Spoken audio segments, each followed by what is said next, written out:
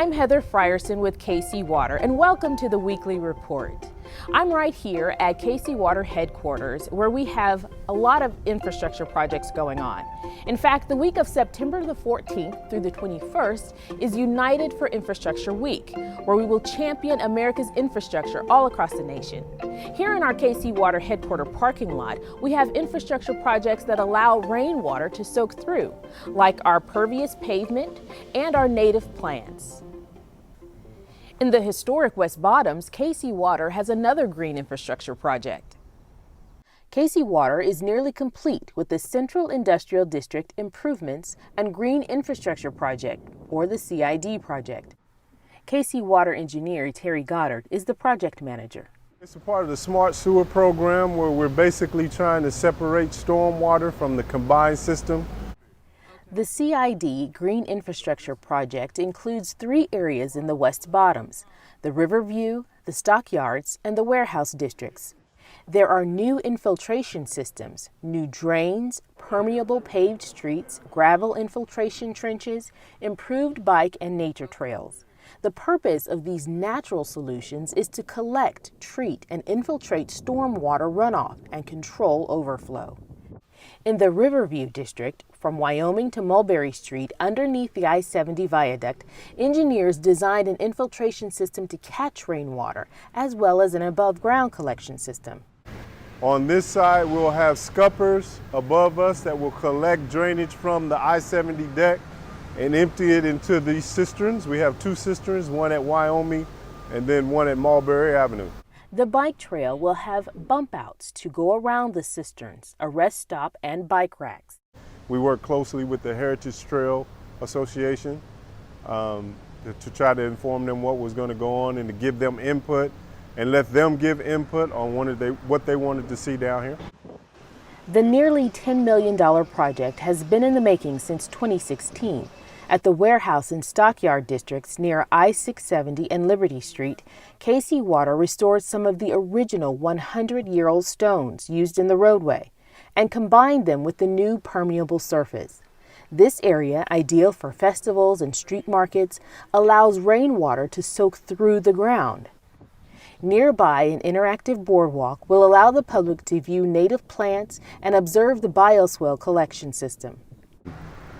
Sit on the boardwalk and have lunch and just enjoy the view and nature. Although COVID-19 has interrupted some construction, the CID Green Infrastructure Project is expected to be substantially completed by mid-September of 2020 and final completion by the end of the year of 2020. When complete, this project will help protect the environment by reducing the amount of stormwater entering into our sewer system, which will lessen the frequency of sewer overflows. In July, KC Water celebrated the 200th mile of our water main replacement program. KC Water employees, residents, and our mayor, Quentin Lucas, signed the gold pipe, which represents the 200th mile, and we laid the pipe underground. We have more than 2,800 miles of mains, and our goal is to replace at least 1% every year. Since the program began, water main breaks have decreased from 1,846 water main breaks in the fiscal year of 2013 to 729 in the fiscal year of 2020. Investing in water infrastructure is vital to our nation. It creates jobs, improves the environment, and protects our natural resources. For more information on KC Water's infrastructure projects, visit our website, www.kcwater.us. The city works hard to improve our environment through ordinances and programs that promote sustainability. In fact, some of the greatest ideas have come directly from our employees. To recognize these creative, often out-of-the-box initiatives, the Environmental Management Commission holds an award ceremony to honor these employees.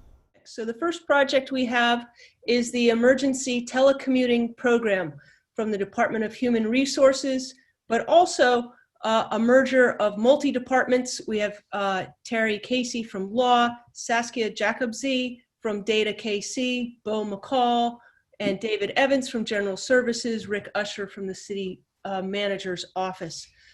This award is directly related to COVID because as people were getting ready to go into the stay-at-home order, this team jumped into action, although they had put a lot of the groundwork in beforehand, but they made it possible for over 900 city employees across 19 departments to work from at-home positions.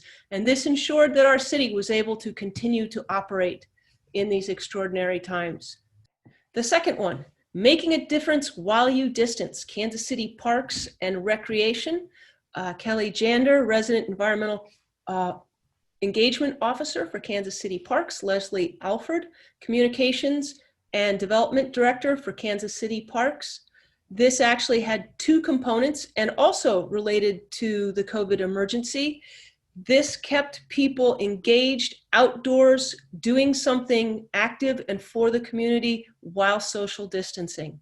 So in response to the emergency, they quickly put together this program, which provides all the supplies you need for litter collection, which you can pick up and go do in the park of your choice, and then leave, and the city would come and pick up the debris. And also, they developed a social media program to promote this. Hey Kansas City, I'm Kelly Jander, the new Resident Engagement Officer with KC Parks.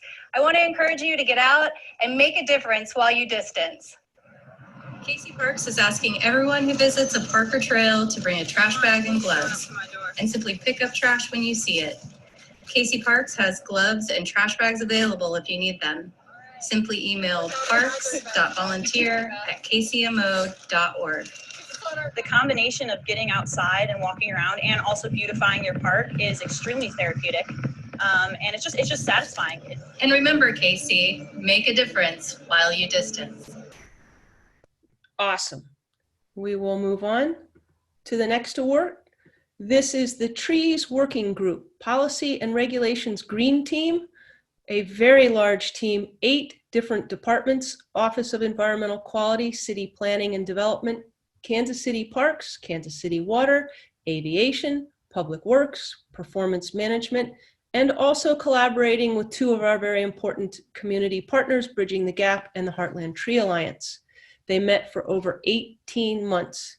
They researched and developed new regulations, a new ordinance, and facilitated the adoption of the Urban Forest Master Plan for Kansas City. What are the benefits of this? There's stormwater reduction, improved water quality, very important heat reduction during a time when our urban area is increasing in heat, improved outdoor air quality, and streets that are going to encourage more walking and biking. So has many, many benefits. And this is a large group: Sabrina Largan, Kevin LaPointe, Sarah Crowder, Patty Knoll, Stephen Van Ryn, Kristen Riot, Travis Kiefer, Jerry Schechter, Lisa Treese, and Julie Steenson. These are all part of this team. I also want to add that Alice Hannon was a part of this group, and I didn't have her picture, but she's here on this list. And there is your award. Congratulations, folks. Our next awardee, the Legal Opinion Database System, Patrick Yu, Financial Manager, Finance Department, Department of Revenue Division. This project has to do with how we go about our city auditors getting the information they need, and they rely heavily on legal opinions from the law department. And over the years, there are 189 legal opinions. They've been accumulated and stored in 3 very large paper binders. So while working at home, Patrick took this on to convert this paper-based reference system into a smooth functioning electronic database of legal opinions. And it completely eliminates the large paper binders. And if you're working from home, you can use this. So you would not have to go to the office physically to look through the paper binders. So what are the impacts? Saving time, large amounts of time, reduces paper, improves productivity. It potentially eliminates this trip to the office, reduces greenhouse emissions from car trips. This was a great thing, probably on people's to-do list for a long time, and you got it done. So we thank you. Okay, the next project that was awarded the Online Water and Earth Day curriculum developed by Kate Delahunt, curriculum coordinator for Kansas City Water Department. Again, related to COVID. And due to COVID, people are at home, thousands of students, teachers, and family, they're stuck and they need curriculum. And if you remember back in March, we were gearing up to celebrate the 50th anniversary of Earth Day, and Earth Day celebrations all over got canceled. So Kate quickly assembled home learning resources, put it online at KC Water with all kinds of water quality lessons for teachers, for family, for the students, activities to celebrate. And there were outdoor activities to celebrate Earth Day. Here's Kate doing wonderful things here on a makeshift stage and here in a socially distanced parking lot. And here's a wonderful letter for an Earth Day superhero created by someone who participated in one of these cleanups. And so the impacts, Kate provided 36 links to hands-on interactive resources for teachers. And while they are used now during the pandemic, they'll be available for the future for people to continue to do learning about water quality in Kansas City. So congratulations, Kate Delahunt. Thank you for saving Earth Day.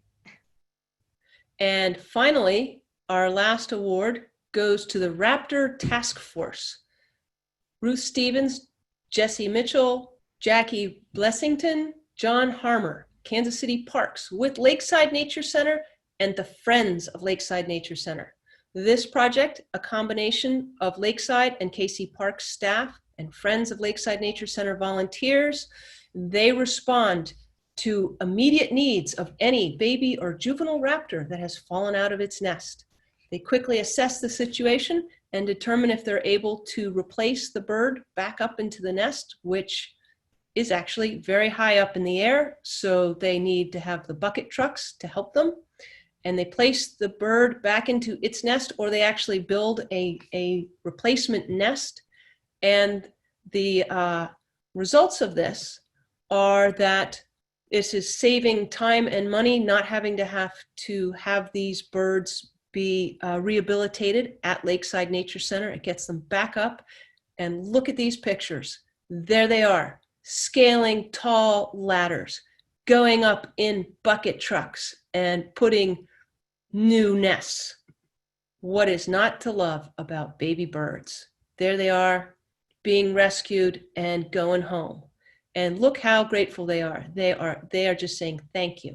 So more than 20 baby raptors have been united with their families or put into foster care. This supports our raptor community, but it also reduces the expenses of having these animals in captivity or in any kind of rehabilitation. So we want to thank the Lakeside Nature team, Ruth and Jesse and Jackie and John, thank you so much. But we also want to thank the Raptor Task Force volunteers, because they're the folks that do it. Isn't that great? Okay, there is the list of everybody here, and that's your award. And now we have a message from the Honorable Mayor, Quinton Lucas. Hi, everybody. I'm Kansas City Mayor Quinton Lucas. And although we're not getting the chance to spend time together today, I wanted to say thank you to all of you whose work with the Environmental Management Commission has made a key and important difference for the people of Kansas City. We know that in even these trying times, our environment, environmental management, and care for our community and its future is vital. Thank you for making sure that you're looking out for the people of Kansas City and our entire region. I look forward to being in touch along the way, and I wish you all the very best. Thank you, Mayor. Okay, and that is our program of projects. We wish all the awardees congratulations and thank you for all you do. Last weekend, Black Lives Matter murals were painted on the streets all around town. Artists and community members joined forces in 90+ degree weather to bring a fresh and colorful message to Kansas City streets.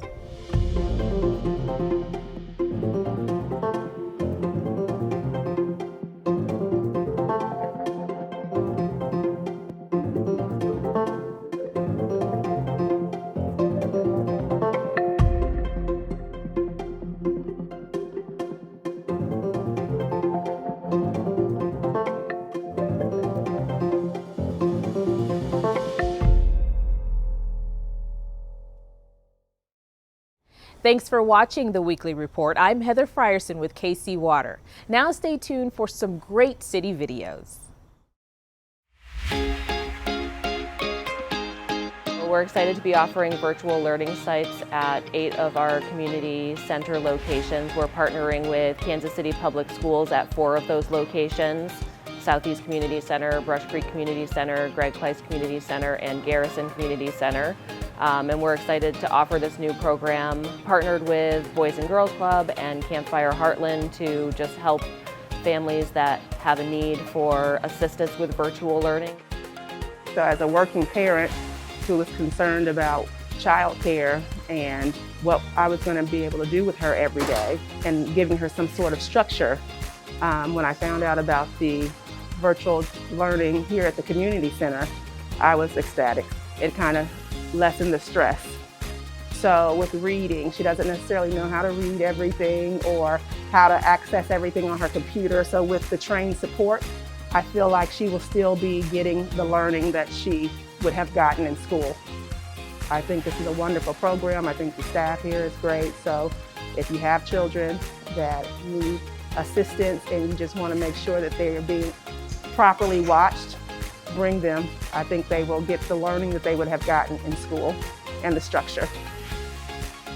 So we've had an overwhelmingly positive response to our virtual learning sites. The parents are excited. We've had a lot of positivity as they're dropping their kids off and heading off to work today, that their kids are going to be supported in their learning and someone's going to be here to assist when they need that.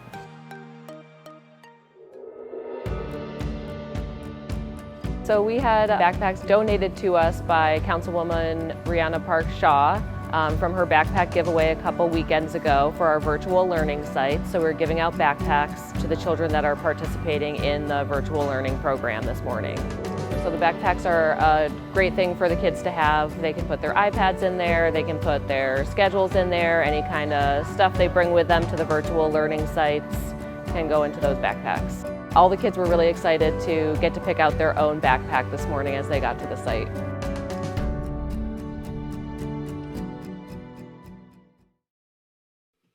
Hi, I'm Morgan Pemberton, a long-range planner with the City Planning and Development Department. We're updating the city's comprehensive plan, the KC Spirit Playbook, and we want to hear from you. Join the conversation at playbook.kcmo.gov, where there are dozens of polls and activities for you to participate in. Also, over the next few weeks, we want you to help our team to decide what the KC Spirit Playbook vision statement and overall goals should be for the next 20 years in Kansas City. Our current comprehensive plan is called Focus, and it is over 20 years old. Some overall goals of that plan included revitalizing the urban core, strengthening neighborhoods, and developing jobs for the future. Now it's time to create new overall goals for our updated comprehensive plan. Haven't had a chance to join the conversation yet? No problem. You can catch up anytime. Your feedback is crucial to the plan for the next 20 years in the city that we call home. Thanks for your participation in the KC Spirit Playbook. Visit playbook.kcmo.gov to stay up on the latest.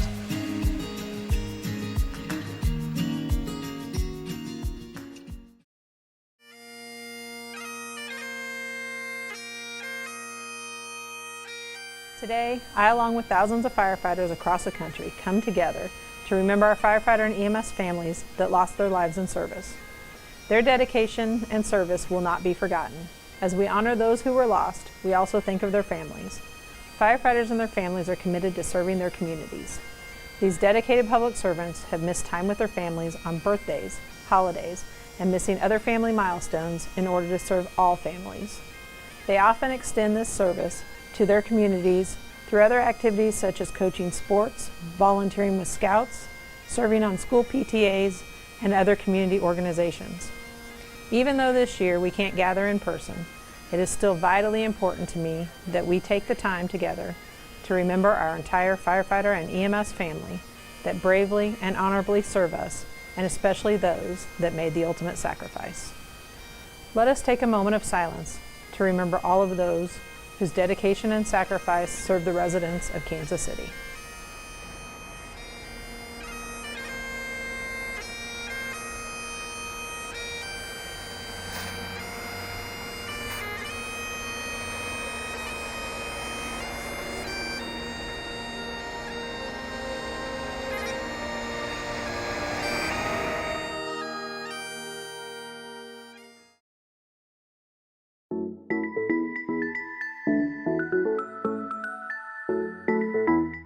My name's Mike Roach. I've been an iron worker for 25 years here in Kansas City, Local 10.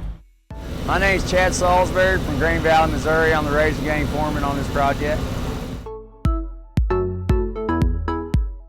Just about to start our biggest area here. This head house has always been a critical path. This is it for us, really. This is what we've been kind of waiting to get to. You know, where they'll come off the elevated roadway into the airport. This is what everybody's going to see. It's got some box girders that go over the top of it. It's all going to be open, exposed. Some Y columns over here on the east side. That's mainly the focal point of this building, is these Y columns, and that's what they're welding over here. The skyline's going to change real quick over here in this area. I just like it because it's right here in my hometown. You know, most iron workers take a lot of pride in what they do, you know, and when they drive by something that they know they was a part of, it means a little bit to them. I take a lot of pride in what I do and what I was a part of, so it means a lot to me.